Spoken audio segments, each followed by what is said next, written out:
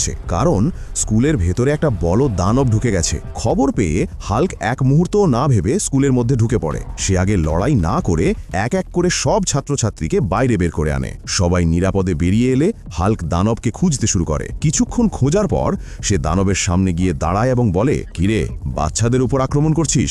সাহস থাকলে আমার সাথে লড়ে দেখা।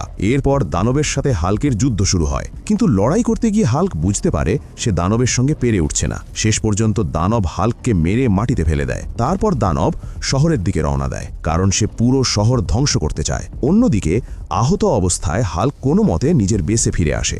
সেখানে সে তার কম্পিউটারে রিসার্চ করে জানতে পারে ওই দানবকে হারাতে হলে তাকে একটা স্পেশাল স্যুট বানাতে হবে। অনেক চেষ্টার পর হাল্ক সেই স্পেশাল স্যুট বানিয়ে ফেলে। স্যুট পরতেই তার শরীর দিয়ে বিদ্যুৎ চমকাতে শুরু করে। এরপর হাল্ক আবার দানবকে হারাতে বেরিয়ে পড়ে। এবার দানবের সামনে দাঁড়ায় শুধু হাল্ক নয়, শক্তিশালী স্যুট পরা হাল্ক। আবার তাদের